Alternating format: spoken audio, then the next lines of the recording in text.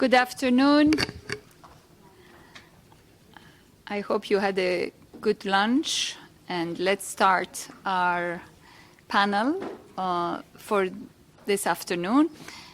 My name is Azita Berar, and I am the director of the Employment Policy Department of ILO, and it's my privilege to moderate the discussion that we are having this afternoon with the title of Decent Work for All. As you know, as it was explained this morning, the Centenary Initiative on the Future of Work is organized around 4 conversations, and we had one of them this morning on work and society, and this is the second conversation with the title of Decent Work for All.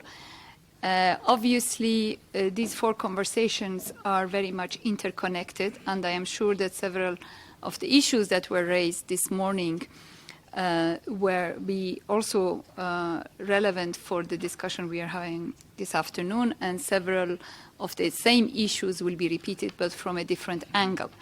But if we want to give it a little bit more focus in terms of what do we mean by decent work for all, I would suggest that if you put a question mark at the end of that title, Decent Work for All, the 2 aspects of what we are looking at and or what we will be focusing at in the context of future of work will be more alive or relevant. One is, will there be work for all who are going to seek work? And if I just remind you, I'm sure you all know, our latest estimate, that's the ILO latest estimate on the World Economic Social Outlook that was published only 2 weeks ago, shows that we still have 200 million unemployed globally. That's only the tip of the iceberg, and I would really like to look at it as that, and I will say why.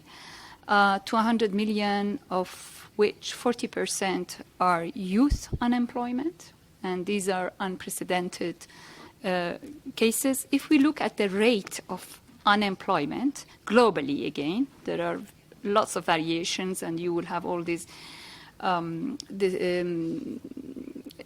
estimates and calculations in the latest report, which is on our website, World Economic and Social Outlook. It's 5.8%, if I may say, only. But if we look at the informality, it's 60% of employment is in informal employment, and that's not an estimate. We have sophisticated ways of analyzing that and measuring that, and that is a global rate of 60% informal employment. If we look at some other indicators, such as working poverty, those who are working, so they are not unemployed, but they can't make ends meet, and we are 780 million in extreme and moderate poverty, working poor. And if we add to the same level of statistics vulnerable employment, the way it may be defined, then you'll see that we are talking about a very big portion, much bigger. So the corollary to full employment is not just unemployment, is structural underemployment, whether it manifests itself in terms of informality or it manifests itself in terms of involuntary part-time formal employment, or it manifests itself in terms of completely disconnection from the labor market. We know that lots of young people, but also older people, 55 plus, do not look for jobs because they don't expect to find jobs, not that because they don't find, and therefore they are not covered by our statistics of unemployed. And therefore, we are talking about a very large proportion of the potential labor force who are not seeking work, decent work, but not having it, not obtaining it. And are the questions that are posed, are these trends going to worsen? Is this becoming a structural phenomenon, not a conjectural one? And is this aggravated by the speed of technological developments? Technology is part of the equation, not all of it. So I think these are the questions that we would want to focus this afternoon, but more importantly than just this afternoon, I think this is an agenda for unions. It's not a typical agenda for unions, but it's an agenda for unions that they should be espousing probably and engaging with more broadly than they have been doing, in the sense that unions should be looking into the dynamics of job creation, of job destruction, of structural shifts, and therefore having a platform, a policy agenda to engage in these discussions and to shape that discussion. I really think that this is an important element that we want to bring. So basically, this morning we heard Sharon Barrows to talk about full employment. So a different way of putting this conversation of decent work for all, the future of full employment, full productive, freely chosen employment. And you all know that this is not only the title of a very important standard of ILO Convention 122 on employment policy, which says the need for a proactive policy, declaring a policy on full productive and freely chosen employment. And the second corollary that this convention brings about, and that's a governance convention under our social justice declaration, is that this should be through tripartite consultation. It doesn't say, this convention, and that's why it's as relevant as when it was adopted in 1964, it doesn't say what should be the necessary ingredients, because these keep changing, not because of context, but because of the time period, evolution of the labor market, evolution of the economic, but it's as relevant as that. So you need a proactive policy. It just doesn't come by nature of things. It has never been the case, and then there will be. So there is a real role for policy, and there is a role for a proactive policy. What should be the ingredients of this policy? This is some of the things that we need to look at. The second point that I would like to make in terms of introduction, of course, it is the decent aspect of the title, which is the quality of jobs. Again, unions have been focusing, and rightly so, on the quality of jobs and quality of workplaces and the threats to it.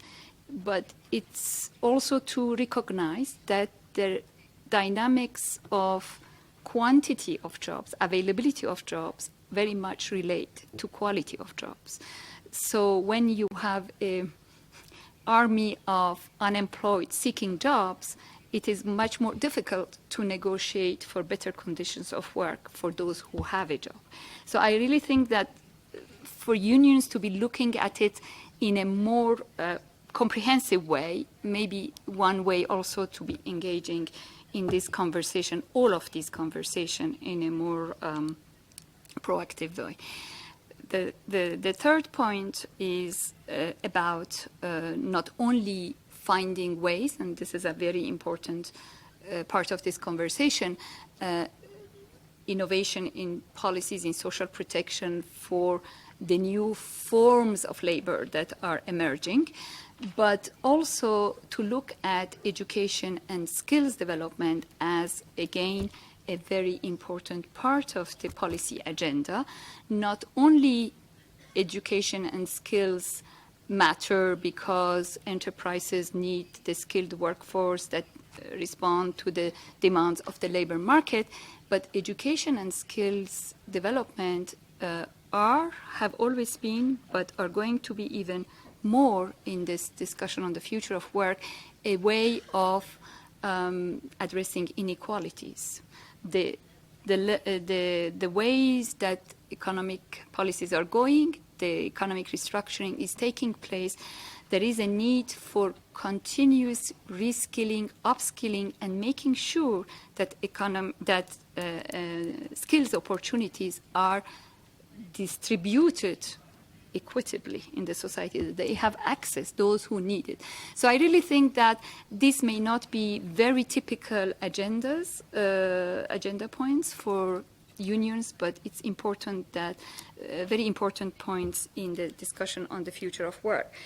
I would like, before going further in our discussion, to start with a dialogue, but let me just feature some of the points that have been predominant in the discussion on the dynamics of job creation, job discretion. As you may all know, focus is laid on the impact of automation, robotization.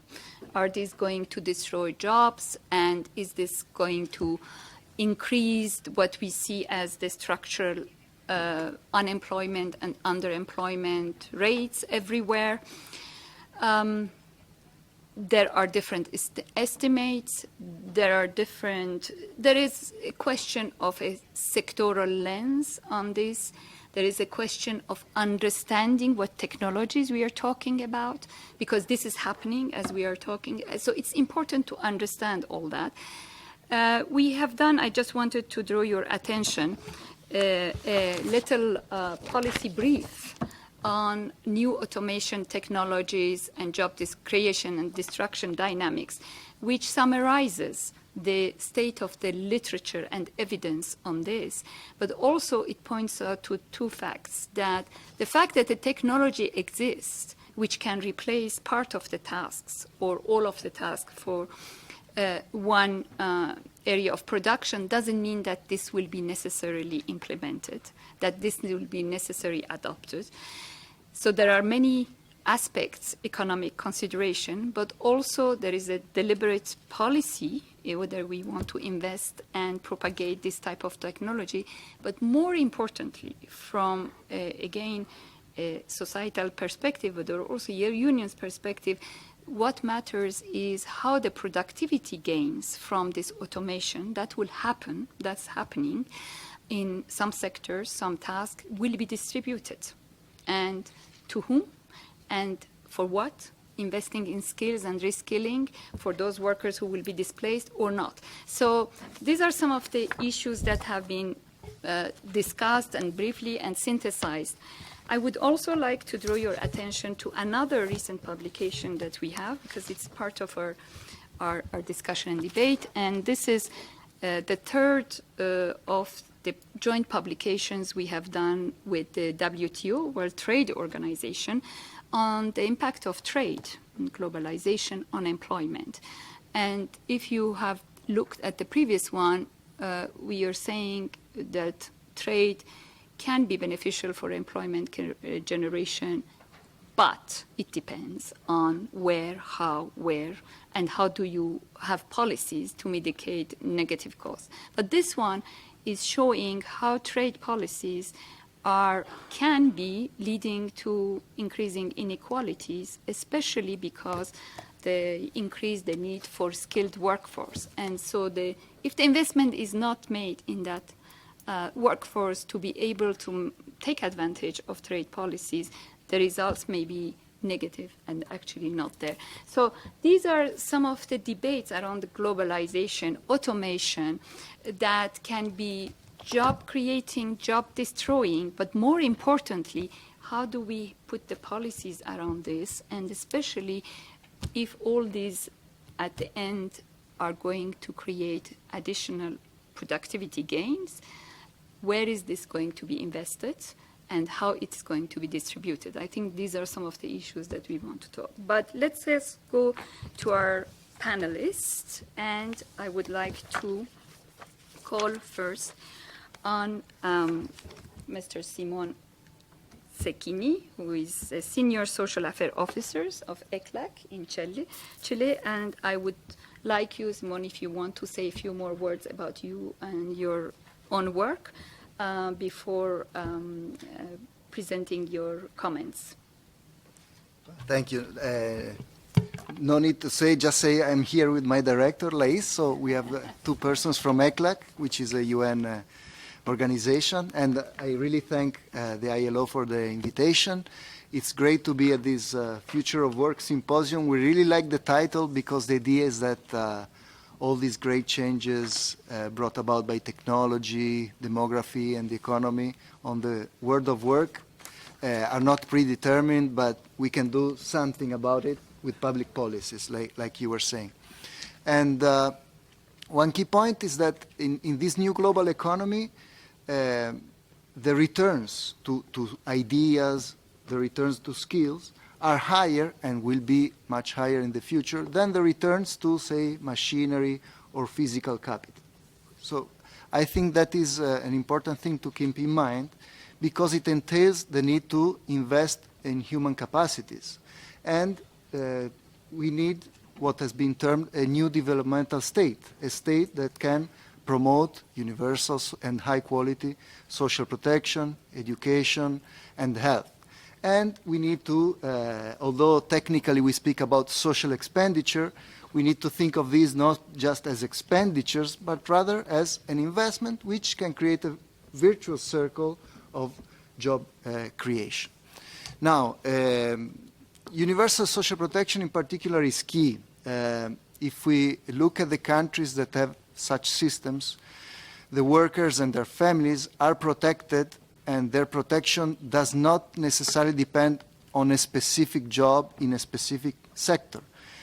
Universal social protection system, what it does is that allows workers to be more able to respond to technological change and to respond to the fluctuations in economies that are open and where the job creation, job destruction is something that goes together with how economies work.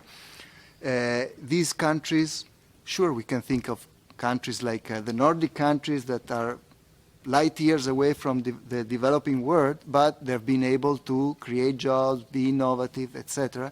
And I mention Nordic countries not because we have to do copy-paste, but for one lesson, that these countries started building universal social protection systems not once they were rich, but when they were poor. So universal social protection is not a luxury. And I think the example of Uruguay is an excellent one from Latin America as well. So there are different visions on the future of work, some very pessimistic on great job destruction, some more moderate, some more enthusiastic about the job opportunities that can be created. At ECLAC, the emphasis is more on the kind of jobs. And unfortunately, the idea is that with the pressure, especially of technological change, it is difficult to see more stable jobs, but rather probably an increase in more flexible and precarious job conditions. And that happens in a region where already we have 49% of workers in informality, 17% of workers that live in poverty, which are not able to generate enough income to get out of the poverty line with their family, and only 54% of workers are affiliated to a pension system. However, the situation is not so dire. As we saw in the morning, public policies in the good years in Latin America between 2002 and 2012 improved this situation, which, as Lai said, was not only brought about by economic growth, but by determined policies. Social expenditure was increased. There were policies related to minimum salary and different kind of policies that brought, say, the reduction of people, workers in poverty from 32 to 17, increasing the percentage of workers covered by pension system from 44 to 52, etc. So there were good results. And in particular, we must also highlight the progress made in what we call non-contributory social protection. Nowadays, 29 million households, 130 million people are covered by conditional cash transfers. About 29 million older people are covered by social pensions. So The message here is that in a region with such high levels of informality, where work was not necessarily the entry door to social protection, we need to think about both contributory social protection and non-contributory social protection and articulating it. It's a bit the logic of the recommendation 202 on basic social protection floors, but not limiting it to a basic social protection floor, but really looking also at the vertical dimension and integrating compulsory social insurance and also voluntary and state-regulated social insurance. And this is really important because there are countries in Latin America where, like Bolivia or Guatemala, where only 20% of the population are basically in the formal sector. So we need to think really about both systems. And finally, two more messages on policies. One, as I said, education is key, and at least in our region, more and more vocational education and training are at the center of the agenda, and it's really important what was said in the morning, that it shouldn't be thought of as a second-rate option, right? So going beyond dual systems, people who get into this education, they can get also into higher education, and also that this education should be available to all workers along the life cycle, and obviously with strong connections with the private sectors. We saw from impact evaluations that where these policies have more impact is where there are also practical experiences of students and workers in companies. And also to fight the gender inequalities in the labor market. Another key policy where we start seeing advances, and in Uruguay, for instance, is the creation of care systems. For cultural reasons, women are expected to take care of children, the elderly, people with disabilities, while if the state helps with the care systems, not only it helps children, the elderly, and people with disabilities, but also women to incorporate more in the remunerated kind of work that we need. And so I think it's also a necessary policy to make work more decent for both men and women. Thank you very much, Simone Sekini, for bringing up those issues of social protection and education. I will not repeat, and I'm sure it will resonate with our other panelists. Now I am turning to another panelist, but also you will bring us some insights from different parts of the region and different experiences around the same issues. My pleasure to introduce Mrs. Elena Gerasimova from the Center of Social and Labor Rights, Russia, but also Nantes. So you will say a few words about where you are at present and about your work. Thank you. Thank you very much, Azita. I will just shortly explain why I have these two positions. I'm originally from Russia, and I'm working at the University Higher School of Economics and also at the non-governmental organization Center for Social and Labor Rights, which support workers and trade unions and promote labor rights. And now I'm a fellow at the Institute for Advanced Studies in Nantes in France, so that's why there are like two positions here. But really, of course, I'm working in Russia and representing this region. And as soon as there is such an very, very nice opportunity here to use the services of the interpreter who can translate from Russian into English. I'll speak my mother language and will thank the interpreter for helping me for translation into English. Уважаемые коллеги, distinguished colleagues, the changes that we are discussing now are, of course, changes and challenges on the labor market, which are taking place on a constant basis. We live in a world in which technology is constantly evolving, whether that be in industry, in agriculture, and the changes are taking place on a daily, annual level in each decade. And of course, humanity is trying to face these changes and challenges facing us, though currently there is greater openness and discussion and attention to these changes taking place in the labor market more than ever before. So I am convinced that meeting these challenges is possible. The question is, at what price can we conclude agreements on the need to react to these changes? And the question arises as to what extent governments and international organizations will show goodwill and political decisiveness and harmony in developing reactions in the interest of all. In fact, when we talk about these changes that are underway today, what we're really talking about are challenges related to ICT development and digitalization.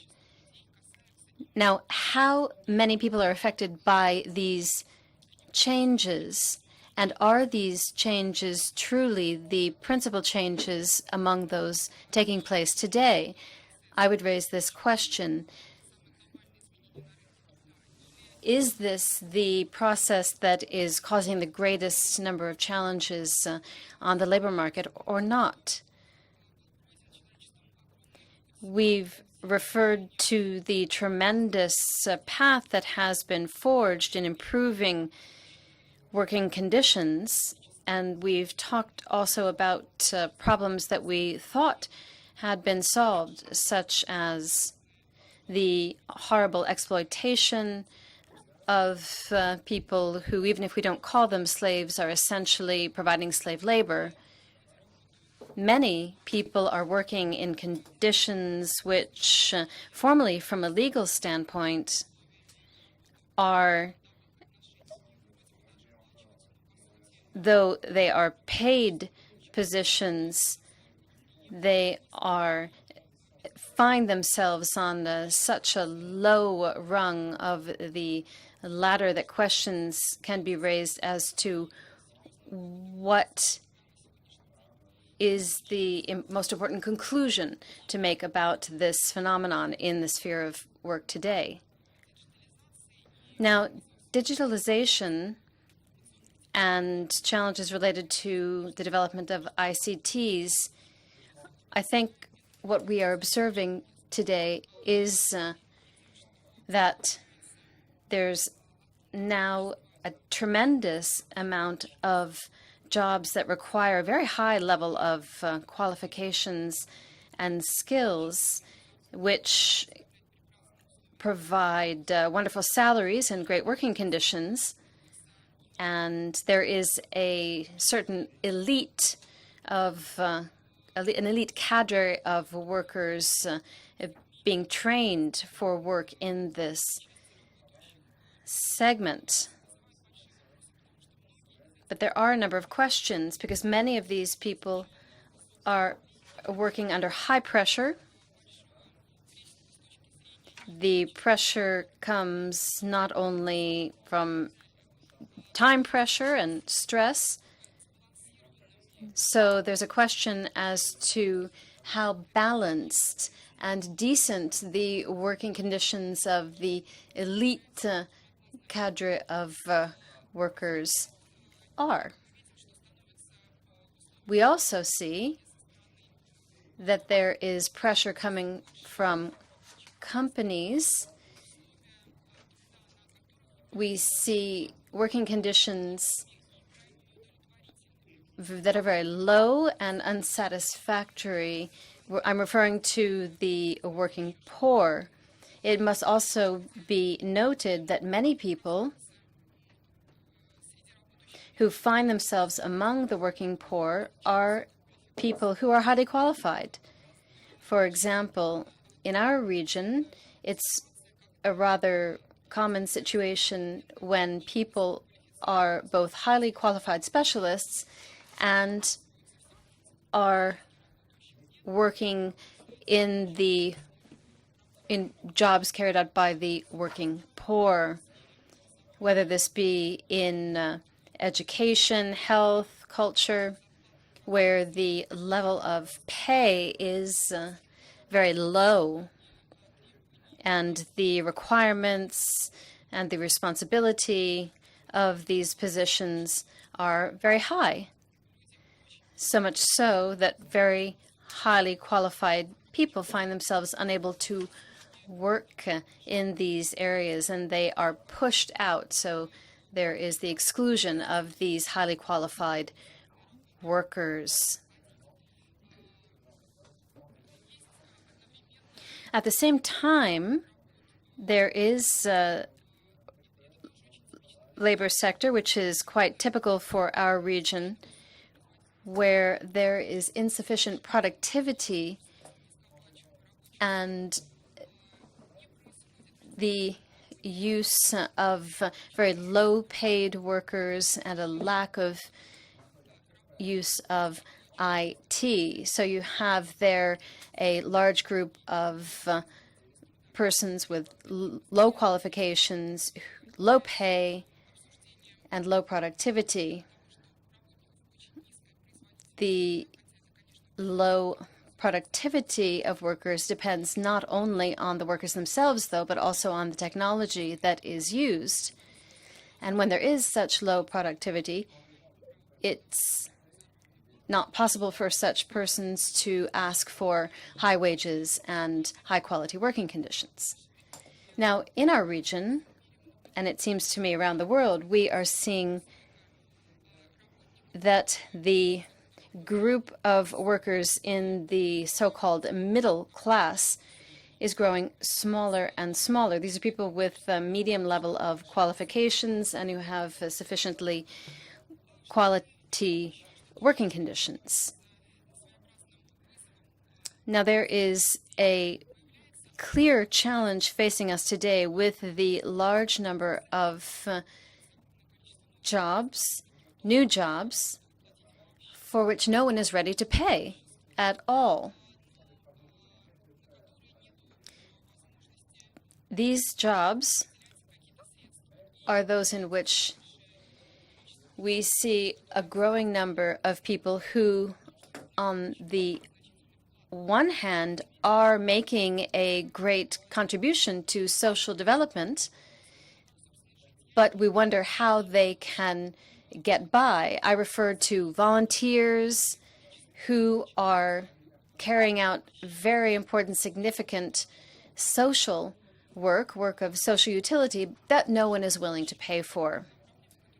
Another issue faced with the quality of jobs are those related to the rapidity of geographical mobility.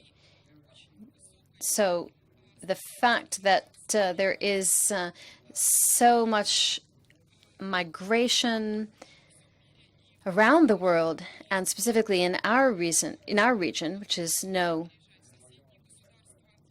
it does not fall outside of this trend. In our region, we see high levels of labor migration.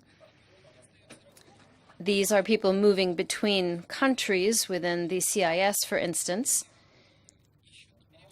And when people are forced to leave their countries in order to search for work in other countries, we could call this a situation of forced migration. They find jobs that could not be qualified as decent jobs. This is low-skilled labor, which is not productive and often very difficult conditions. And I should also note another problem with the quality of jobs available, which is a consequence of the polarization that I referred to. So certainly, employers pay great attention to specialists and provide them with good working conditions, but there is a constant increase in the sector of workers in which people have to work in conditions which are precarious and in which they are in non-standard employment, which they are engaging in conditions in which they're unable to combine their work and family life, but quite simply that they must find work. And I refer to freelance work and platform work, and we see a number of trends which are forced in a certain way. We have become accustomed in recent years in neoliberal discourse to hear about the economic needs of certain decisions, and that they are dictated by competition both within countries and among countries. But many studies which have been carried out in this area show that, first of all, this does not lead to an improvement of the economy for regions and countries. And I refer to employment as a whole, and often they are not as necessary as the lobbyists of these changes and the representatives of employers would argue. Another element that I wanted to touch on is questions related to working time. We see that there is polarization going on, and there's an increasing number of people who are working in jobs where the pressure and workload is on the increase. And then we see people who would be happy to work, but they cannot access jobs. And so we see that there are zero-hour contracts as well as other forms of contracts in these situations, which lead to a context in which, under economic pressure, we see a rise in many problems. And then we come to the role of governments and of the social partners in addressing this. Now, certainly, governments and social partners are vital participants in solving these issues. And we can either base ourselves here and hope on a very understanding and aware relationship of international organizations and the international community to the problems arising in labor relations, and to determine what positive changes can be made on this basis. But as experience shows, without any pressure being exerted, and I refer to the experience of the last few decades, there will be no positive changes. The social partners and trade unions and other social movements there are no others that can exert pressure on governments. The role of social movements, the role that they should play, is vital. It's very important for governments that this social role of a buffer played by international organizations and trade unions can be played so that there are not limitations placed on freedom of association, but expansion given to the activities of those representing workers. And in conclusion, I'd like to say we can't think about taking or making efforts only in the area of employment and labor relations. It's not only the Ministry of Labor or Labor and Social Relations that can solve the issues that we face in employment and labor relations. This requires the participation of many different players, those involved in economic development, in taxation, for instance, because resolving problems in labor relations is intersectoral in nature. And certainly the policy of taxation is quite relevant here. We see that current trends in taxation are not helping to resolve these issues in the area of unemployment and of the very uneven distribution of income. So, we have great hopes that there should be some kind of very intentional and aware relationship from not only the International Labor Organization, but also other governments and organizations to problems in employment, and that this not be limited in approach both at the national and international level. Thank you. Thank you very much, Elena, for this very comprehensive, and in particular, you analyzing and putting the focus on the polarization at different levels in the same industry among workers, polarization in skills needs, but polarization also between those who are seeking work as well as those who have work and in different types of industries. And also a point that you made in your conclusions, and Simone had made it in a different way earlier, that was the issue of the role of social partners, social movement, but also the fact that not necessarily those who are better equipped to deal with the future or to shape the future of work are not necessarily those at a higher level of economic development or income, but those who have the institutions or can be more innovative in bringing all the forces together to engage in this discussion and to shape the policies. At this point, I would like to go to our four speakers from the trade union perspective who are going to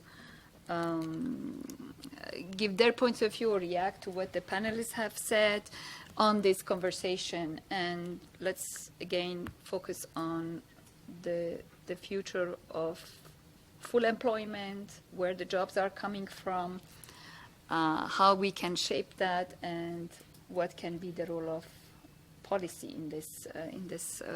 So the first one is Rosa Pavanelli, General Secretary of Public Service International. Rosa, you have the floor. Thank you very much, Azita, and thanks for inviting me to this very interesting symposium. Well, as we have heard from the introduction of Azita, the numbers are there. More than 2 million unemployed people, 40% of those are youth, 60% of the working population in the informal sector. If we look at those figures, we should simply say that there's no future for work. And I would like also to add some other considerations that we need to take into account. And the fact that due to natural crisis in 2018, 2014, in that period, 18.4 million people have been forced to displace from their country because of drought, floods, fires, all the natural disaster, hurricane, the natural disaster that we know, because of epidemic such as Ebola, Lassa, Zika, and all other diseases. And more 65.6 million people has been forced to be displaced in 2016, according to the UNHCR, because of violence, conflicts, and violation of their human rights. And if the issue of climate change is not addressed, the expectation is that we will have more than 1 billion people in the next future that is forced to be displaced from their country. So when we talk about the future of work, I think that one of the priorities that we need to address is the issue of climate change, and possibly widening the perspective that often we have as trade union and workers, that is just looking at how to change the energy production system and focusing on, of course, the need to have a just transition, but looking at the big picture. And the big picture is telling us that if we do not address the cause and to create resilient society, resilient communities, cities that are prepared to face the climate change, we will have no future. And this, of course, entails also the fact that there's a vast area of jobs that can be created simply if we would be able to, take care of the environment where we live in, the natural resources, and how we want to manage this sector. Another theme, I was part last year of the United Nations Commission for Health, Employment and Economic Growth. We had also a tripartite meeting here in, sectoral meeting here in the ILO just in April to try to address the issue of how to create jobs in the health sector. Well, the international community agrees that 40 million jobs need to be created in the next 20 years, 15, 20 years, to address the scarcity of health professionals that we have around the world, both in developed and in developing countries. This is a sector that has a lot to do of quality of life, quality of jobs, skills and education, but also with the theme of eradicating poverty. And of course, we know that we need good jobs, decent jobs, with good salaries if we want, first of all, if we want to eradicate poverty. But we also need people that is first educated, first cared in their health needs along all the cycle of their life. These are the two preconditions that can help to create equal opportunity to access a quality labor market.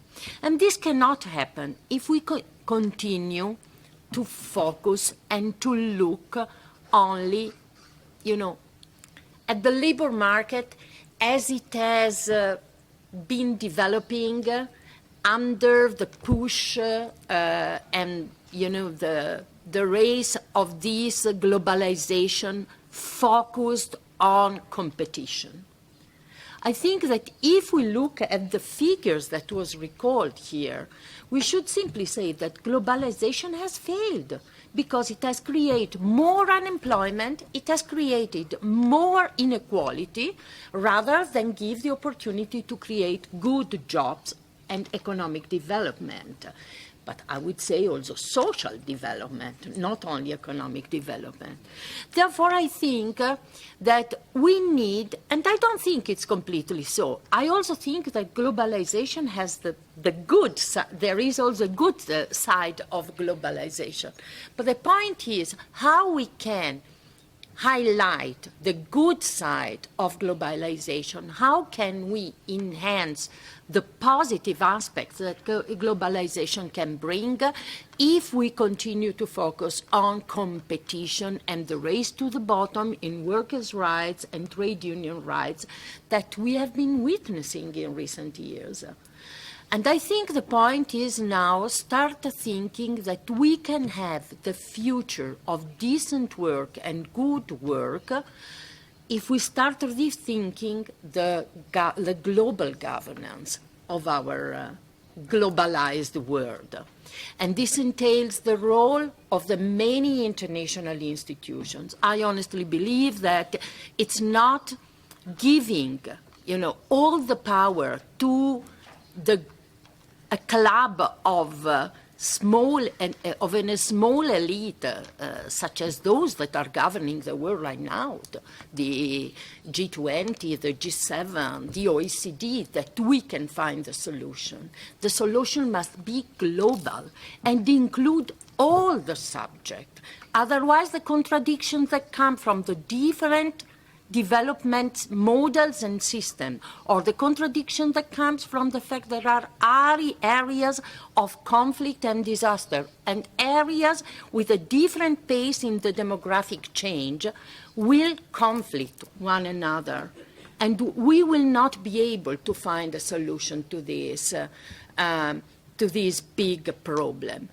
I honestly think that this is one of the major challenges that we have. And if I think to the work, the future of work that I want is a future of work where we can find a way to live together and to create the good opportunity for all around the world, to have good quality jobs. This means a strong role of the public. I personally agree with many things that our friend from ACTRAV just said, with good example also coming from Latin America, and we can talk about more of these examples. And I think that with the same approach, we should try to start discussing the theme of digitalization and the challenges that this is posing to the workers' movement, trade union movement, but I would say to the society at large.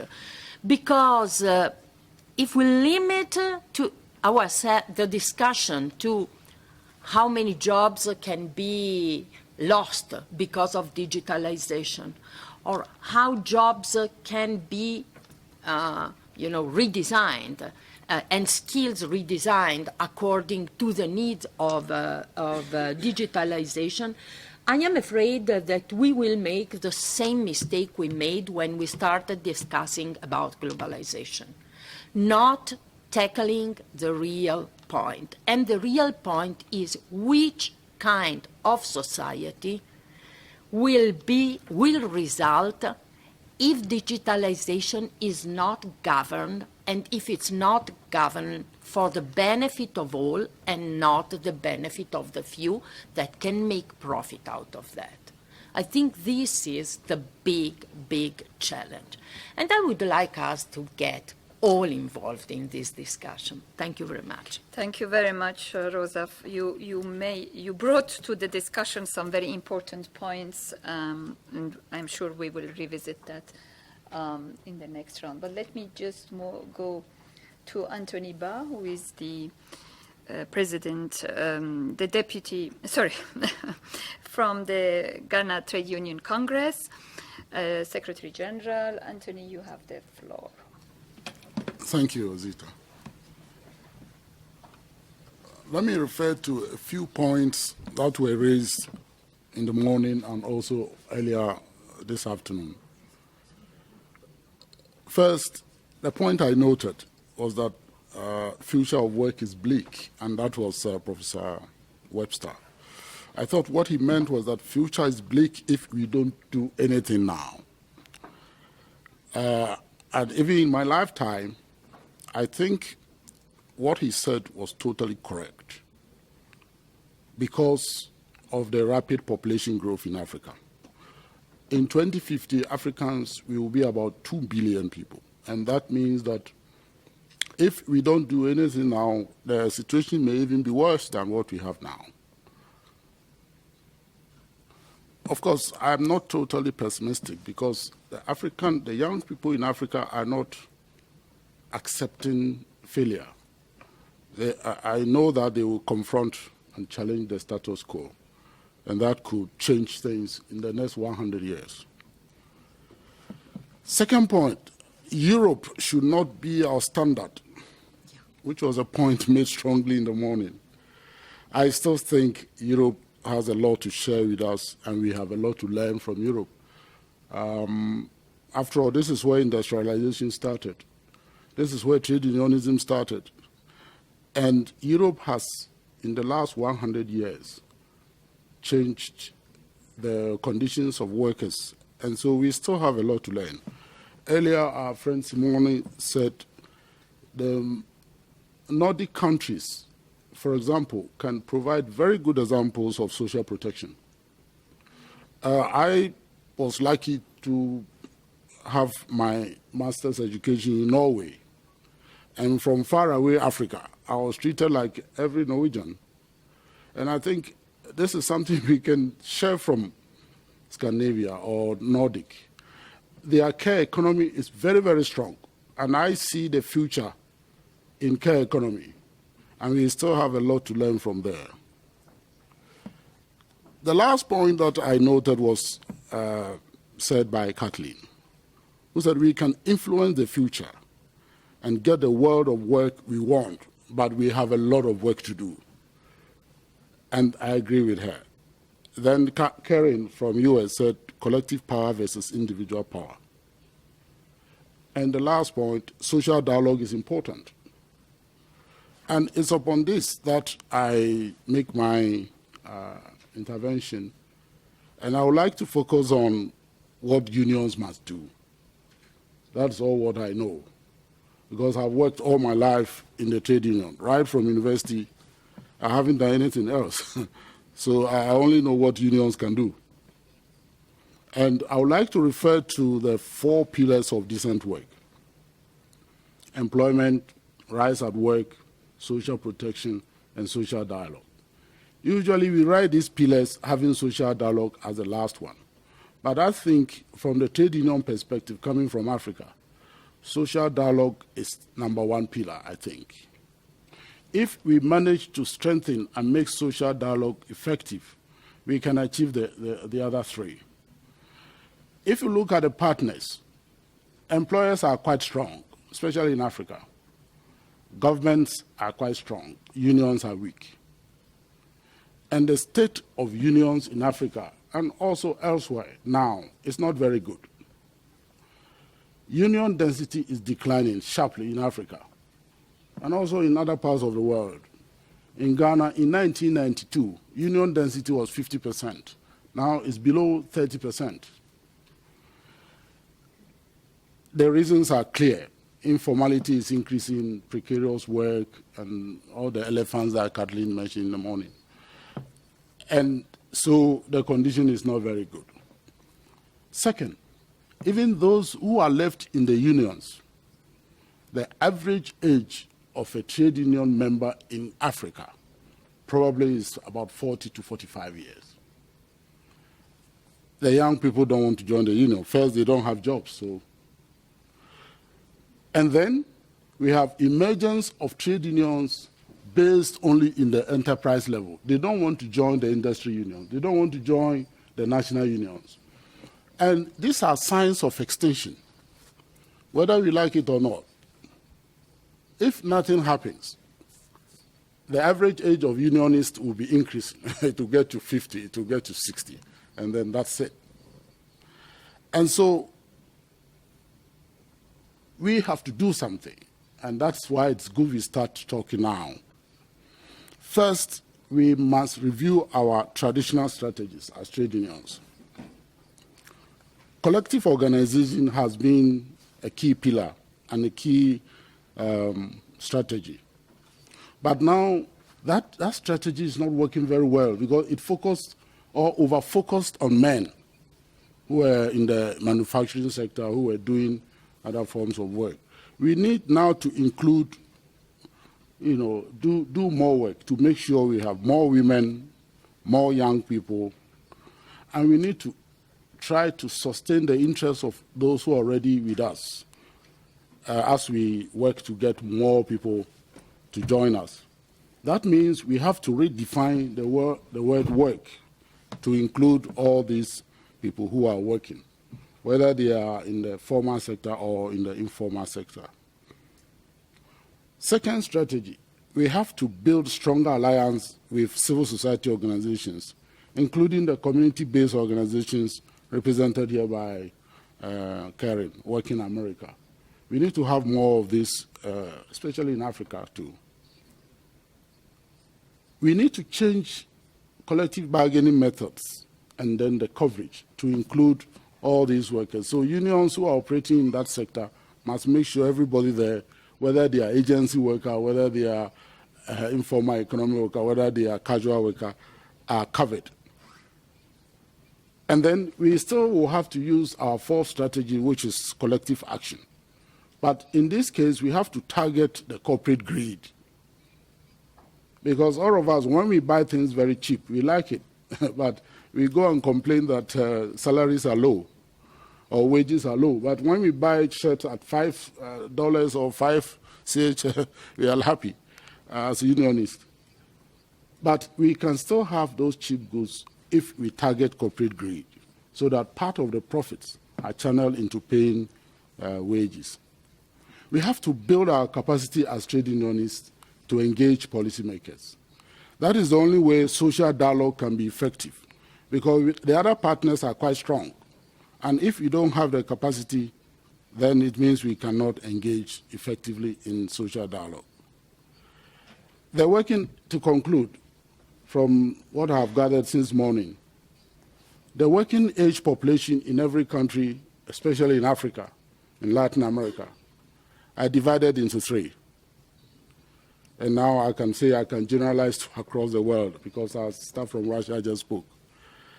First group, you have those with good jobs. It happens from what Rosa just said, that not many people are in this category. And the possibility is that those people in this category will shrink. That's the first group, let's say the decent work group. The second group is those with bad jobs. And you can talk about precarious work, informal economy, and the rest of it. It happens that in Africa, in India, in other parts of the world, these people in that second group is quite large. But there is this other group, and that group is those with no jobs. And that group is also increasing. And because of this, we are putting a lot of pressure on those with good jobs. And so as unions, our strategy must include measures that brings all these 3 groups to our fold. Our traditional union strategies must focus on those with decent work, protecting them from losing out. But we should also have strategies to bring those people in the second category, those with bad jobs, and try to give them voice to improve their jobs and their lives. But also we need to do more things to protect the interests of those without jobs. And they don't feature a lot in our discussions. And I want to bring this to our notice that if we leave them, because they are now becoming larger even than the second group, which those with bad jobs.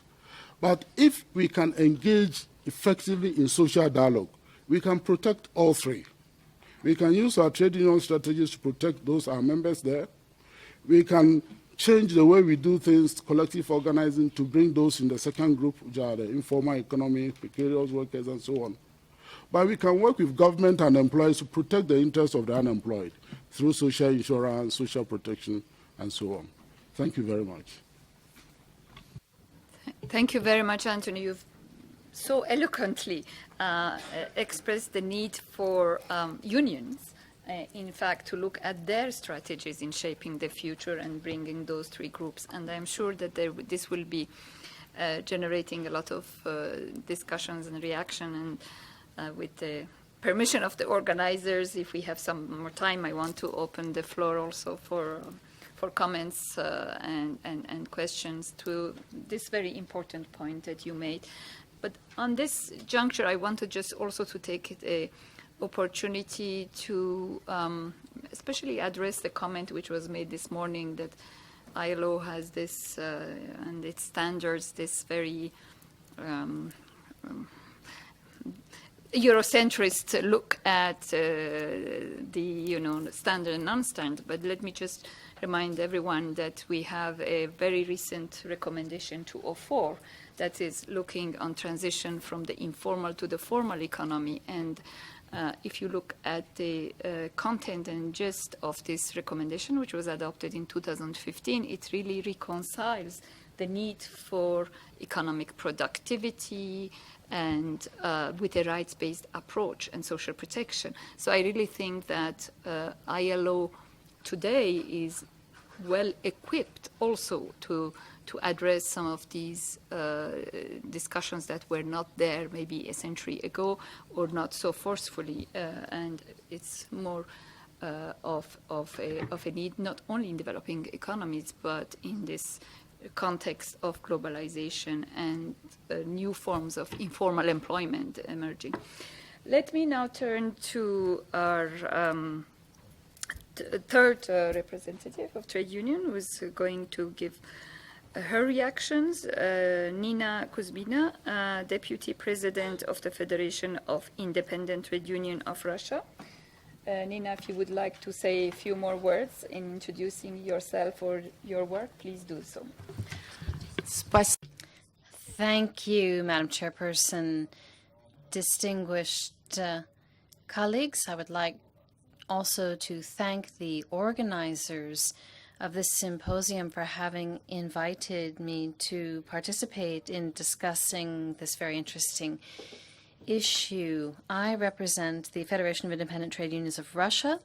This is the National Trade Union Center, which brings together something like 20 million members of trade unions across the country. And just as Yelena, I also sit on two chairs, as it were. I am the rector of an educational institution, the Academy of Work and Labor Relations, and we have a program both at the bachelor's, master's, and PhD level. We prepare specialists to work in business, politics, and the trade union area. We also study problems in the labor market and carry out studies together with our foreign partners, including the Erasmus Institute from France. I will refer to a few issues arising in labor relations in connection with the new economy. In Russia, there is very strong social dialogue and a very good system of social partnership.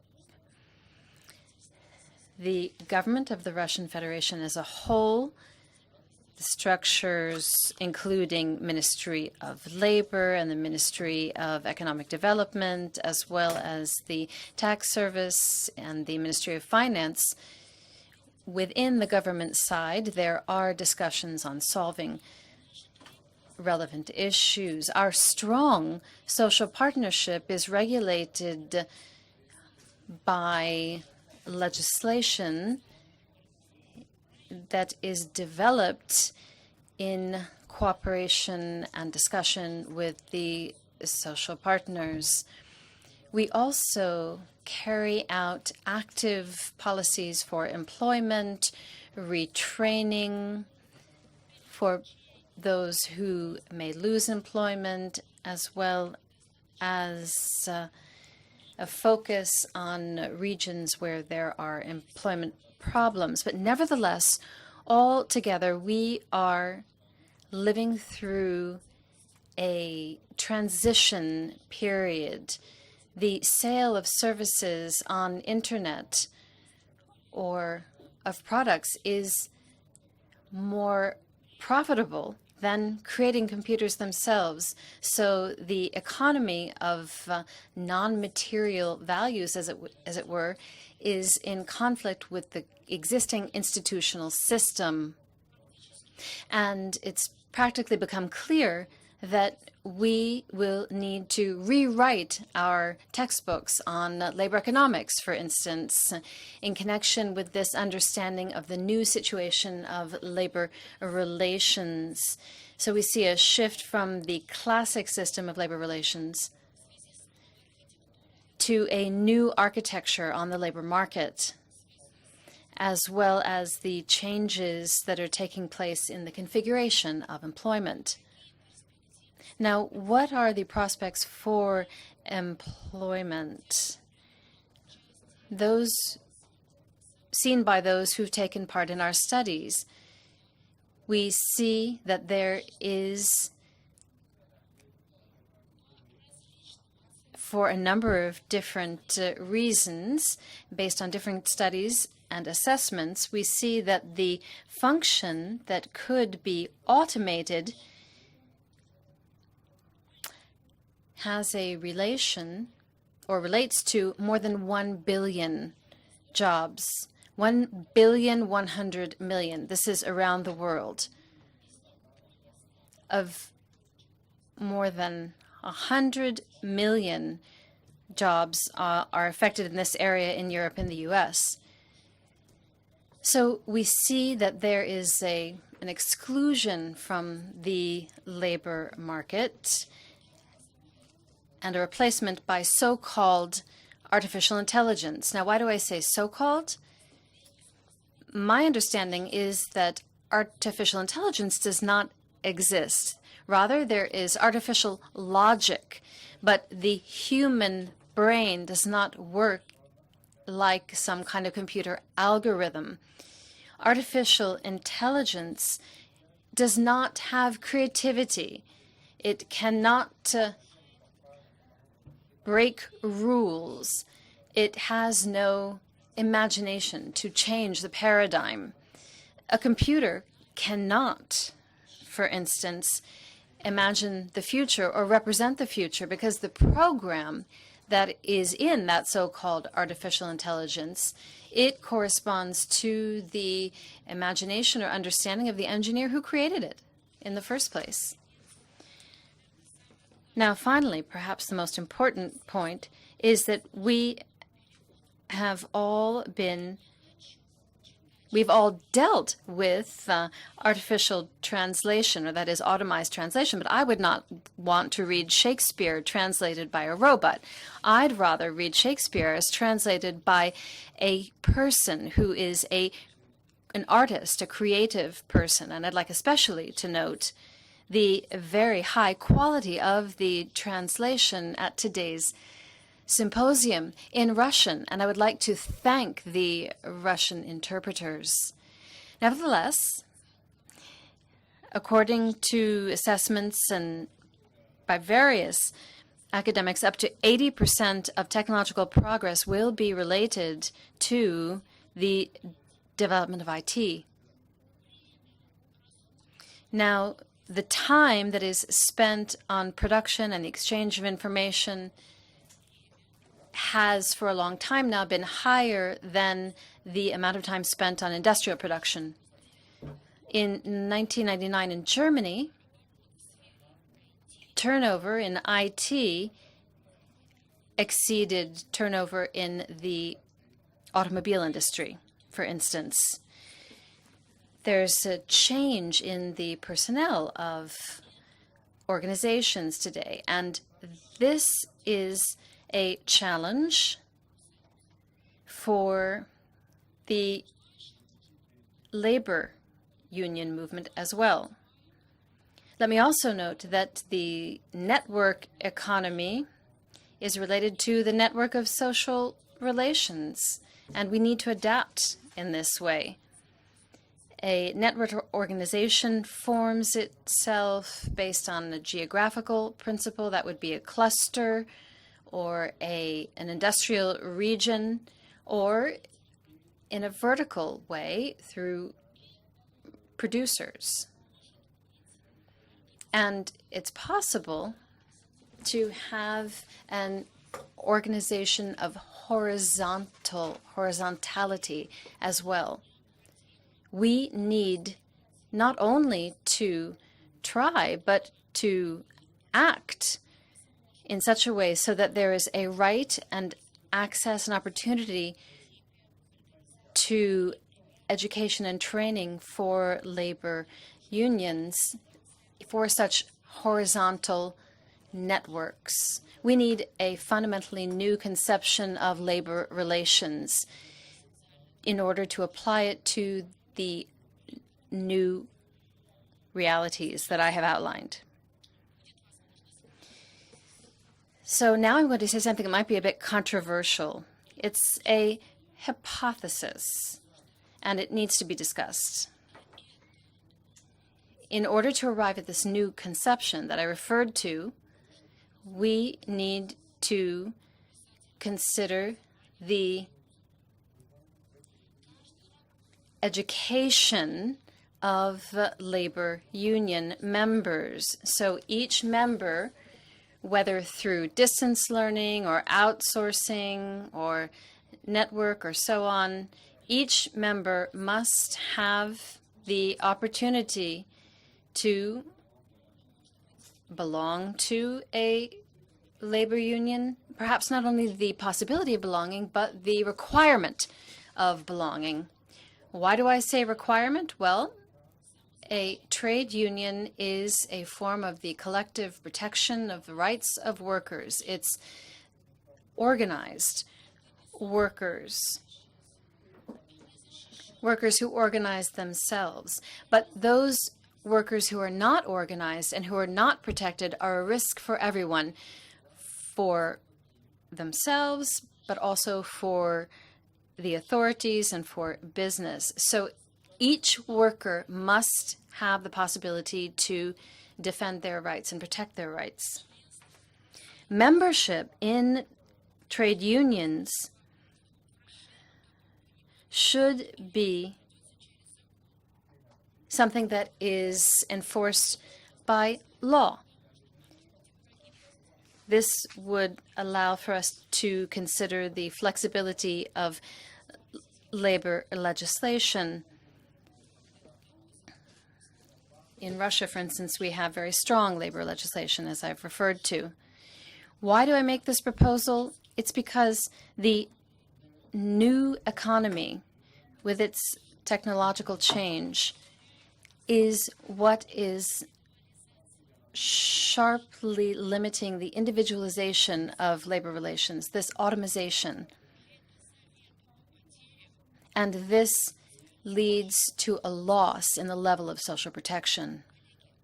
Colleagues, the threat to trade unions is a threat to the International Labor Organization as well.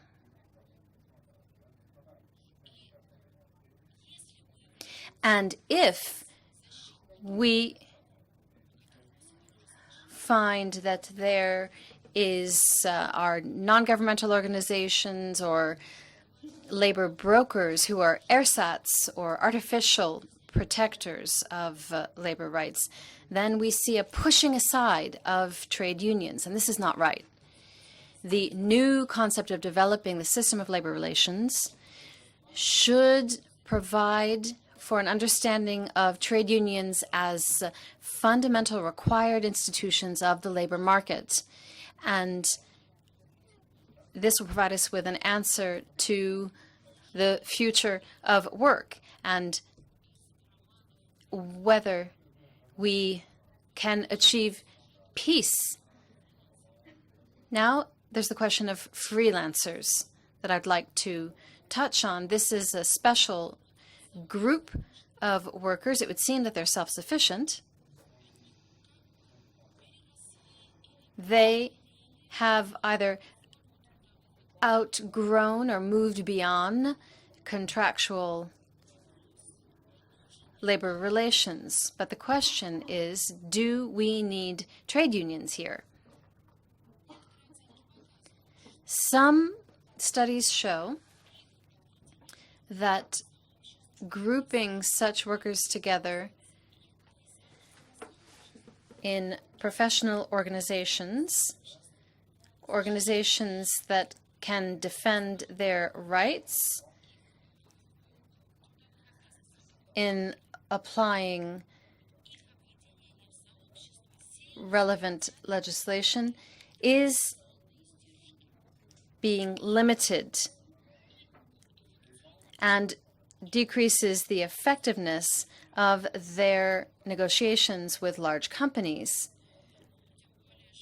All the more so because 40% of the world market of independent workers, from 15 million, is in India. And India is characterized by low wages, including on the part of freelancers. Here's a very simple example from my experience. An arbitration manager. Recently, these were individual entrepreneurs. And then they became self-employed. And now they have joined together in a trade union. They did this because there is a blurring of the lines between the agreements on which their work is based. They understood that they also need to join together because individually they had a weak opportunity to negotiate with these large companies. And so everyone understands this need to find strength in numbers. Now, another aspect I'd like to refer to is this concept that there is the electronic immigration, which has an effect, which is a negative effect on other forms of employment. And this is a reference to an issue faced in the digital economy. Today, we are not only living through a process in which we find ourselves increasingly involved in the information age or information economy, we see a blurring of the lines between civil rights and labor rights. Our classic labor contracts or agreements were ideal for factory workers or for office workers, but questions regarding the issues facing us today are more often related to civil issues. And the question is not so much the form of the contract for labor, but more importantly,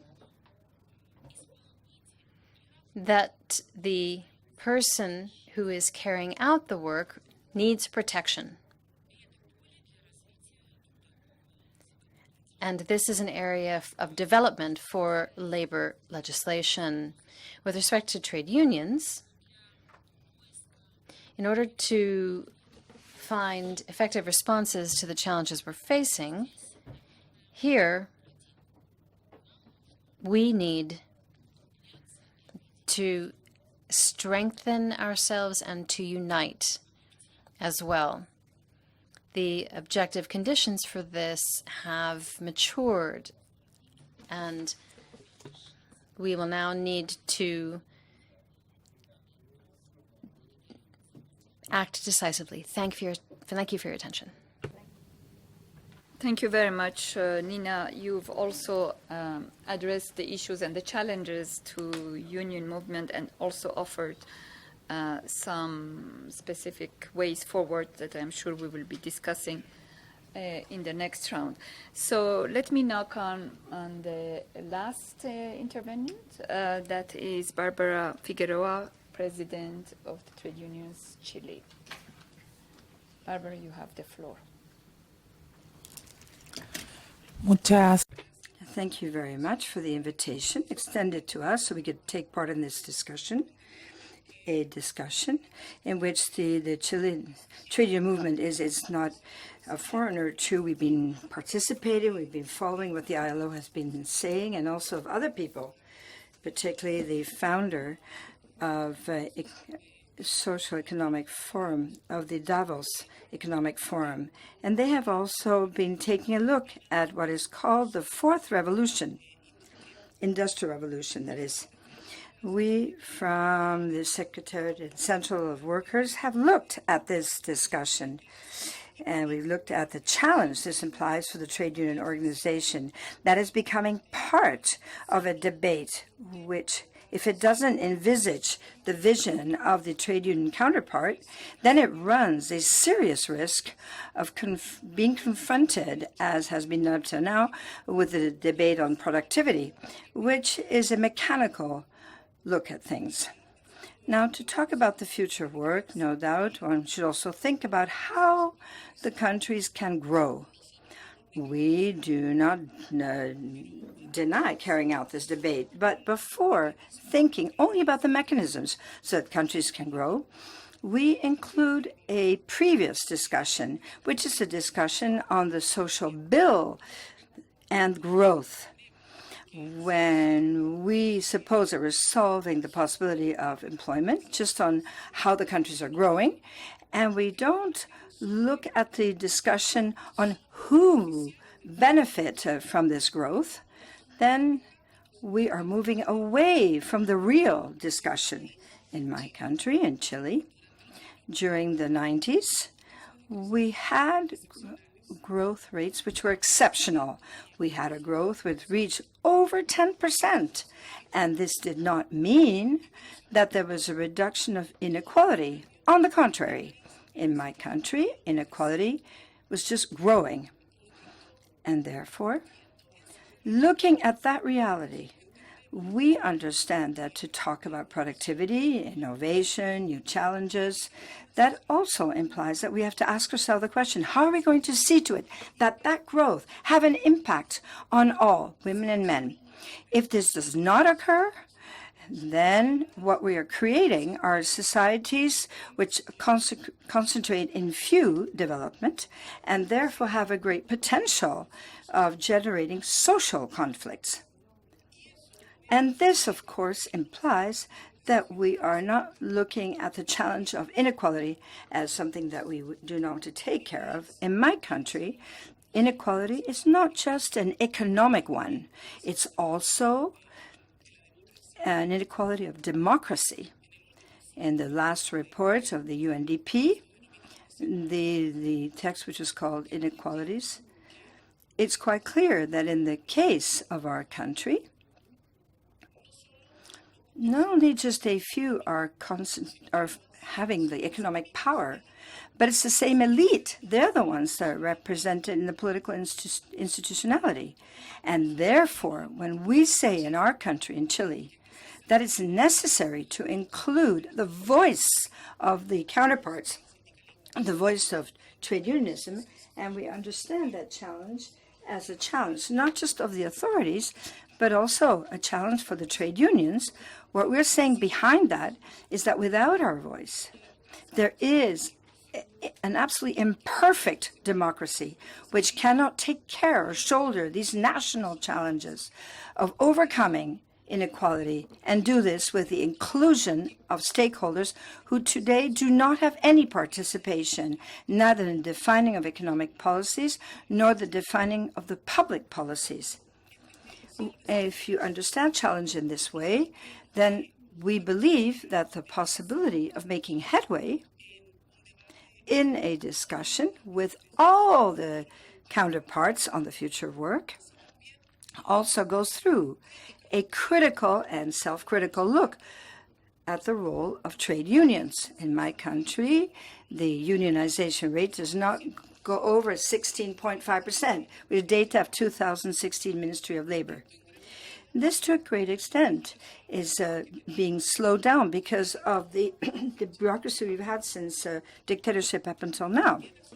But we also assume the fact that the automation that law imposed on us, we haven't been able to overcome it with a wide-ranging look of trade union unity. And this has led to segregation and the rate of unionization which we're experiencing. And therefore, in these past 4 years, with the government of President Michel Bachelet, we're working on a labor reform, which will enable us to face up to the challenge of automation. It enables us to overcome the main deadlocks of current legislation, or the legislation we had up until the dictatorship.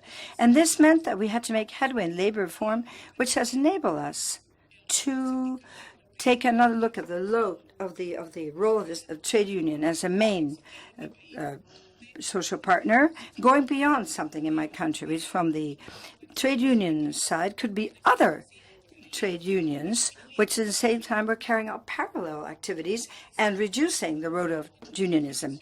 It took years for us to be able to do something about the right to strike without replacement. In Chile, it was a strike which was allowed if you replaced people, and this meant that there was zero effectiveness. We've also been able to recover the threshold of the negotiation. Up to 6 months ago, each trade union started its negotiation, its bargaining from zero, from scratch. So therefore, it's very difficult to face the challenge, the future of work, because we came from conditions of much inequality, where we, the unions, were really reduced. We dwindled in collective bargaining. So it was very difficult for us to take care of higher, greater challenges in public policy. With the new labor law, began to be enforced on the 1st of April this year. We, the workers, the unions, are entitled to floors, and nothing starts from zero, from scratch. We're entitled to information, real, effective information to be able to face up to collective bargaining. We have a certification as a union. We have a permanent role in collective bargaining as trade unions. Right to strike is included. And so today we have better conditions. But this doesn't just have an effect on the redistribution of wealth. We also include within the framework of this labor reform gender clauses. And today, the trade unions organizations, we have the obligation to include a third party of women in the trade union organization, so we could have, when we have a proportion which is over 30% in our unionizing. And we have included gender clauses in this. And therefore, since now there are women in the trade union, and since none of them are trade union leaders, we had to elect some of them so they could be part of the negotiating committee. In other words, we understand and understood that the challenge of the better and greater distribution of women also had to be taken into account when we looked at intra-worker distributions, not just distribution of gains between capital and work, the capital and labor, where we had to take care of our own differences. In Chile, the wage difference in sectors such as mining, which a fundamental development center for our country's growth, can even overcome 60% in wage differences. And in professions or work which is recognized as being feminized, for example, education, where almost 90% of the teachers are mainly women, the wage difference, or what a teacher received versus what an engineer receives or a lawyer receives, is 3 times less. So there is an inequality there, which we understood should be faced up to. And that's why we've also included in the framework of the new labor legislation gender clauses and quotas to be part of this challenge and take care of it. In our eyes, all these facts could be dealt with this initiative, with these incentives. We still need to take a substantive step in the integration and quotas as far as sexual minorities are concerned, and also young people, the youth. But in our eyes, we have to continue traveling along this path, but there still is a main task, which is the one that we're taking care of today and which we're going to take care of during this period, and the constitutional recognition of the trade union world as a key actor for the development of social policies. And that, in our eyes, is where one of the greatest challenges lies, so that indeed all the look as regards to future work be done with real, genuine social dialogue, and not just the desire of the governments to include or not the voice of the trade unions. We, with the government of President Bachelet, have made progress. We've achieved something we didn't achieve with all the other consultation governments. But on the 19th of November, with the fact that since the right movement won in my country, it already informed us by all means that it's going to take away the little we gained today with labor reform. The three reforms that the government of right wants to, the right part of the power wants to do something about educational reform, get rid of free of things, take away the right to strike and union recognition, applying minimum salaries, and that's why it wants to infringe the right to strike. And the third is the fiscal or tax reform. So when we see this scenario, we understand that the challenge ahead of thinking about the future work is a challenge, an objective challenge. It's a global world challenge, but it's also a political challenge. If we do not have the authorities which are ready to face up to these discussions, looking at it properly, then we always run the risk of moving backwards. As a trade union movement, we have a twofold responsibility, which is to give a good position to this debate of public policies, gain action in the debate of public policies, a legitimacy in the national debate, and on the other hand, associate ourselves, have social and political alliances which enable us, that is, those who are ready, available to make headway with social dialogues, that they help the government, assist the governments, because otherwise the risk is even greater. We can have great public policies, we can have great proposals as a trade union movement, but with authorities which do not recognize the legitimacy of unionism, who don't value the trade unions as a main stakeholder in democracy, everything that we would like to put forward, it just dwindles to nothing. So when people invite us to debate on this subject, we say it's an invitation which we have to shoulder with everything that implies. When today we're saying that with innovation or the use of new technologies, we are going to face up to the precarity of employment, then we have to say we have to include more substance in this debate, no doubt, but we also have to assume the fact that that challenge invites us to be part and parcel of the discussion, include ourselves as a major player, fundamental player. And here, it doesn't just require desirable, but also the recognition of the trade union actor as being a main actor, so that what we can propose there be dealt with a true intention of including our points of view in debates which are going to be held in the country.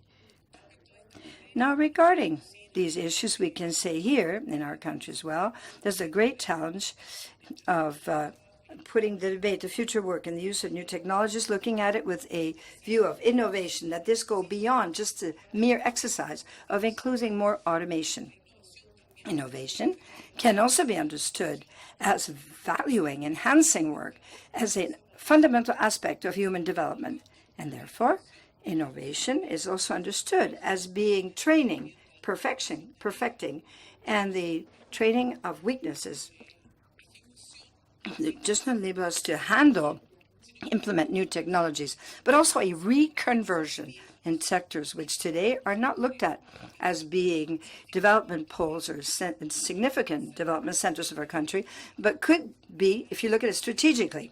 All right, my country is a country who knows about these situations. So we have witnessed great situations, very complex situations, very significant earthquakes, and therefore the training of professionals trained in contention and natural disasters. That is a development center or pole which is not recognized, not exploited, not used in my country. And we understand that these are areas where we can create substantive support for Chile, and for Chile for the world. That also is innovation. And sometimes in our eyes, and it's a great concern that we have, to understand the whole challenge of the new forms of work or employment sometimes means to just understand the strict frames of the the challenges of technification. Our impression is that it's possible to extend and to understand in a more integrated manner in such a way that it just must enable us to face up the challenge of precarious forms of employment, but also areas of development where the debate is not just how do we create better and more working conditions, but how do we open up fields of development for the country which would create employment and quality employment at that. And this where this quality employment cannot be sustained, where public policy is guaranteed. There this year we have initiated the ratification campaign of Convention 102 of the ILO, specifically to take care of just not to challenge of social security for those who have official formal work, but to understand that for solidarity policies from the traditional conventional sectors, those who have this formal official work, we can also create state policies which will guarantee that all those who have income, that all that should be protected by these policies, and others that the person self-employed, independent worker should not be left aside because it doesn't have a formal form of employment. Because today in countries such as ours, what is done is to create contradictions on this, create tension amongst the person who has a formal job, and to say you cannot or should not allow that your income, that your efforts are financing the person who doesn't have a job, as if it were an alternative in our countries to have informality, as if it were a desire to have a growth of a worker without, or development of a worker without financial guarantees. And this could be a structural part of our models of reform. And we see it from a domestic internal economy. Seen from this angle, the challenges we've set ourselves with the ratification of Convention 102 is to put this discussion on the table. It's not an alternative for the worker, an option to be within the framework of formal work or be independent. It is kind of a hazard, a tension created by the development model itself. What we need to do is to move ahead on more structural paths, not just to understand bad or good will. It's just to look at it from the point of those who are involved in this. There might be a contradiction between the national worker and the migrant, as if there were to be some kind of a tension. Not understanding the phenomenon of migration is a global, worldwide phenomenon that we have to take care of. We have to look at it so as to include and see to it that decent work policies should not just stop at the borders. There should be fundamental pillars and become policies of the government so as to close within that framework. The ILO role is key because that's where they have the possibility of creating these global overall policies to protect employment and decent work, which if they do not exist through conventions, which we are compelling people to ratify in our countries, I think the task ahead would be even more arduous and difficult. Thank you. Thank you very much, Barbara. You also pointed to very important, this last point that you were making, let's look more holistically into areas of potential growth for job creation and also for trade unions, looking at the innovation part of these changes, but also reflecting a lot about the challenges to the trade union, but also some of the responses that trade unions have brought to face up to those challenges. I would like to open the floor for your reflections, brief comments, as much as we have only, I thought we will have a lot more, but we have only a few minutes. And I see already 3 hands here, but as brief as you can be, then we can have more interventions. You were first, please. Yes. Introduce yourself, if you don't mind. Yes, yes. Tim Noonan, ITUC. Just a very brief observation. With so much of this new technology reliant on the internet mediation, and 50% of the world's population not using the internet, either because there's no infrastructure or because they can't afford it, and a very strong gender gap also in terms of internet usage, aren't we on the cusp of an even greater acceleration of inequality between and within countries, and also between males and females?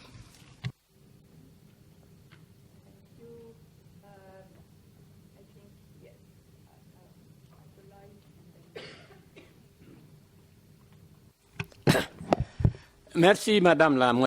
Thank you, Madam Moderator. First of all, let me pay tribute to ACTRAV for this initiative that ACTRAV has taken to organize this meeting. I am a founder of the African labor movement, and I am happy to see the combativeness and action being taken by the labor movement in this generation. I see that all regions are here and all generations, there are men and women. And so once again, thank you to ACTRAV. I represent the Organization of African Labor Unity. We represent all African countries, and I'd like to point out how pertinent the topics being discussed are. Let me say that, as our sister Nina has said, trade unions must take care of all workers. Here we have the employers group, but we don't have the employees group. We have the workers group, all workers. Secondly, the current Director General of this organization has come from among our ranks. Now, we must thus pay tribute to workers around the world making concrete proposals and pay tribute to Mr. Somavia, who was the 9th Director General, when he came up with this idea of a decent work, which was then supported. Let us not focus on the past, however. Let us focus on the present and prepare for the future. And the trade union movement is solidarity. It is united action and to be combative in order to ensure victory. Thank you. Merci beaucoup, Monsieur. Thank you very much, Mr. Diallo. Mamadou Diallo, thank you very much. Merci. And I'll give you the floor. Yes, thank you. Thank you, Madam Director. I'd like quite simply to speak to a topic that is of concern to me. It's true that since this morning we have heard many questions raised and many contributions on the part of eminent experts. There's an idea that I would like to share with you, which is that it's my view that the technological transformation underway has a cost. And who is investing in this? Would it be states, countries, or multinational enterprises? If we look at the landscape, what we see is that it is more the laboratories and multinational enterprises that are investing in technological transformation with a contribution from certain countries. This means, I believe, that there may be a hidden agenda on the part of multinationals. We know that these are not philanthropic interests. This also means, to a certain extent, that there is a control over technological innovation, and this by one party, and this creates a risk. This reminds me a few years ago when we talked about cloning and genetic manipulation, and there were a number of people who said, let's not forget the ethical dimension of this process. In the debate on technological transformation, I rarely hear people mentioning the ethics issue. So I think it is important that we should reflect on this aspect if we want for technological transformation to correspond to the human dimension, those who will benefit. I also think it's important. I've noted that we are focusing a lot on the transition process. I know much has been said on this, so I'll be brief. But I believe that today it's important that other stakeholders, social groups, unions, and countries create coalitions in order to face these growing risks. Because we've been speaking since this morning, and there are millions of machines that are being perfected, and there are machines that tomorrow will, in fact, change our environment. Thank you.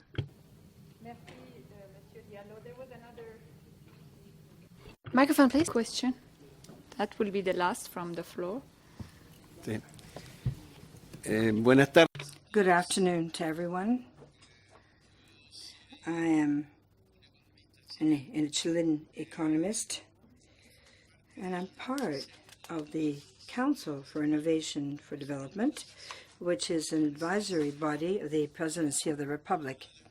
And I'm present in this meeting, in the symposium, because we wish to inaugurate a social dialogue cycle on the consequence of automation and digitization on work and employment, and we think this is absolutely essential. And we think that the debate in the session is also crucial. I have been able to read quite carefully the reports on the impacts, the foreseeable impacts of automation, specifically the McKinsey report, which is often mentioned. However, I have many doubts about the methods. And as you said, Madam Chair, one thing is that these technologies are available, and another is that they can be applied. There's no doubt, however, that the dynamic for globalization and digitization is accelerating these changes, speeding them up as regards employment and working conditions. In the case of Chile, each year, if we add the amount of jobs created and the amount of jobs which are destroyed, that represents a third of the national average. In other words, rotation rate is extremely high. And I suspect that this also happens in many countries of Latin America and throughout the world. So I believe that we are faced way before the foreseeable impacts of robotization. We're faced with phenomena which are already ongoing, which are great challenges. And therefore, I would like to thank you for the opportunity to listen to you all. Thank you. Thank you very much, and I apologize for having accelerated the debate. At the time it's picking up, but it's always like that. We will be losing our interpreters in a few minutes, so I just don't want to summarize the very rich discussion that we have had, but let's just mention that I will want to give 30 seconds to each of our panelists to say what they want to emphasize looking forward. I think you all talked about challenges, but just 30 seconds to say when we are looking forward. But just one issue that maybe it was touched upon, Rosa put it on the floor, it was also discussed in other ways, is that there are several growth sectors, including technology, can become a positive job-creating sector. So the question is how and understand well and who invests in it, and also how technology is already showing. You all highlighted the disruptive aspects, but there are also many examples, anecdotal examples of how technology is going towards more inclusive more inclusion, distance learning, agriculture is using digital mobile for financial inclusion, and so on. So there are many, many examples. So the question maybe around technology is how do we harness, how do we work around its governance to get investment where it should, to be distributing the productivity gains, but also to bridging the divide and the polarization that was mentioned by Elena, for instance. But I would really now, so there is one big area for discussion, the growth sectors, job creation, job destruction, and how to participate in the governance. There is the other very important point that was very forcefully made in this panel, and this is for further reflection, is that what should be the trade union strategy in addressing these challenges? And various proposals were made around that, and I think I don't want to, again, summarize that debate that was already quite rich, but that's also matter for further discussion and reflection, and I'm sure that will come up in the morning. But let me go back again in the same order. First, Simone, with you, if you want 30 seconds to say something else than you've said, and looking forward and positive. In 30 seconds, I can only say that equality and growth, they can go together. There are not only trade-offs, they can go together. And also a brief spot. Next week we'll be in Uruguay as ACTRAV with a regional conference on social development, presenting a report called Gaps, Linkages and Challenges between the Social and the Production Sphere, where we touch upon so many of the topics discussed here, so I invite you to access the document when it's available. Елена? Мне кажется, что It seems to me that recognizing all the positive results and effects of digitalization and of the technological revolution, the main question that we need to pose in order to rationally use the results of these processes is the distribution of income and the question of how to resolve the inequality that we see increasing today and that will increase in connection with the further developments. Here I refer to reform.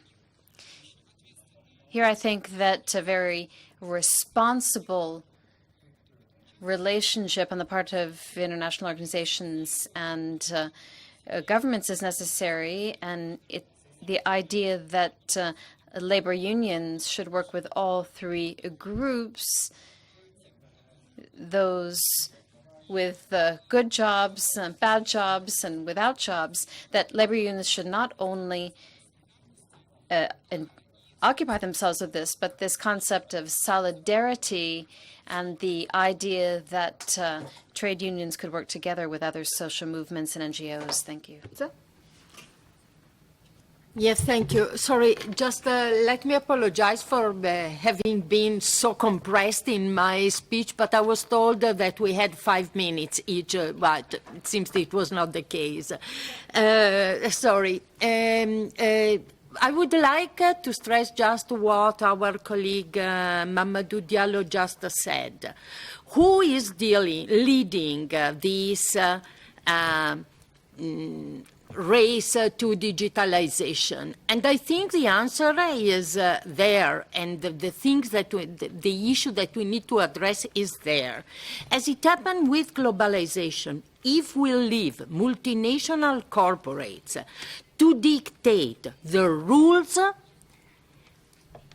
international level as well as at the national level, we will have no future. We will have no future as trade unions, first of all, and second, as workers. I think this is the main issue to address. And this is why I think that strengthening the role of states, the role of public, and reevaluating even the capacity of states to invest in the economic sector is key to have a future decent work for all. And finally, let me just highlight one point. As trade unionists, we have this home where we can share with the other social partners and states the capacity to shape the future of the world of work in a tripartite dialogue. I think that we don't have to let other institutions, even though very important, to take over the role to define standards in matters that refer to labor. No matter if they are the World Bank, the OECD, or even more important, this is the place where we can govern the working conditions, the trade union condition, and define standards that can benefit all workers around the world. Thank you very much, Rosa. You were very concise beginning now, but very clear. Microphone, please, madam. Microphone. Messages, I think, are fully recorded. And now to Anthony. Anthony, you want to add your proposal resonated very much with everyone. 30 Yes, seconds to I add. just want to focus and re-emphasize the point about social dialogue. I still think that whether now or in the future, social dialogue is going to play a very important role in achieving decent work. Thank you. That was really 30 seconds. Thank you very much. Nina, please, also very concise. Спасибо. Thank you. Just a few ideas. Everything that is created in this world, everything that can be used, both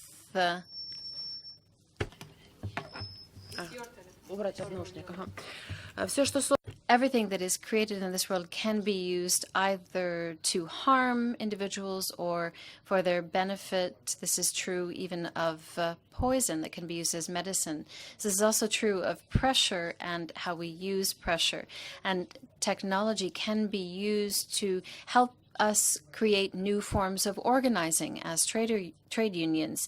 And it can also lead to a numbers race, and that's how it's being used by companies and mega banks. How can we stand up against this? We can do so as trade unions all together, because the only thing that is meaningful here is for us to use our resources to improve the condition of humanity. Thank you. Thank you. And Barbara, last 30 seconds.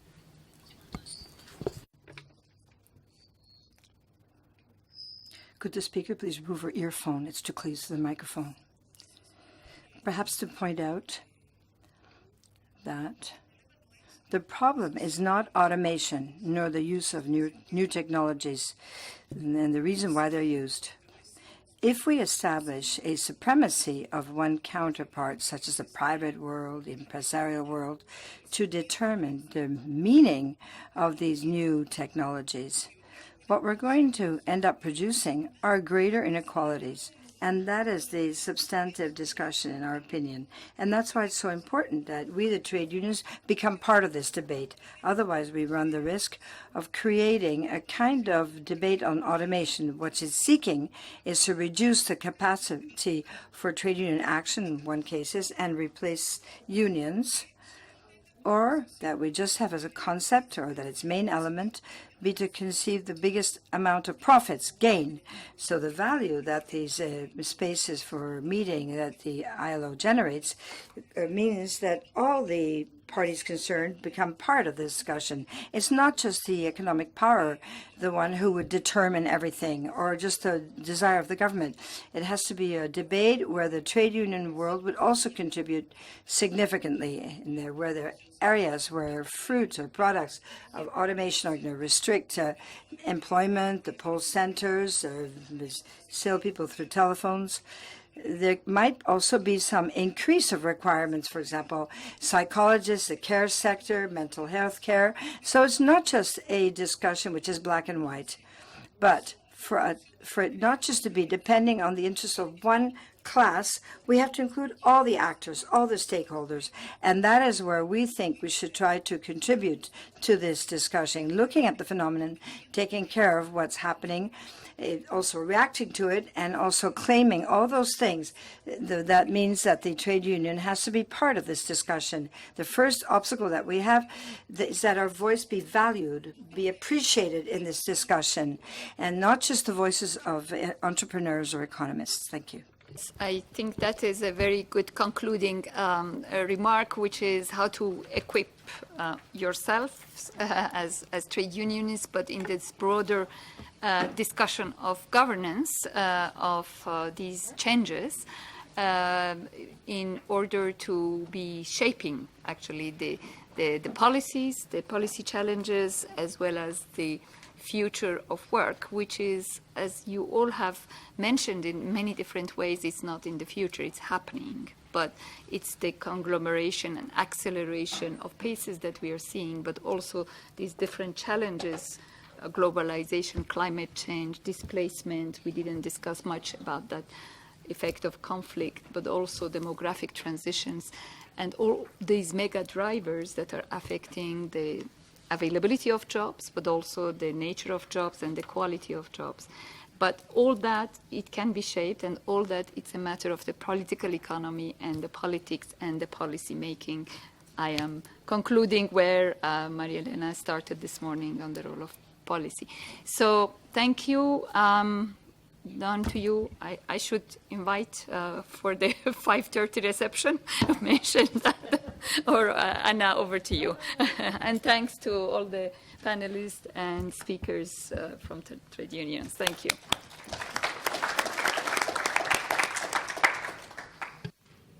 Azita, indeed, you have done it beautifully. The 5:30 reception is just outside here, the room, so, we can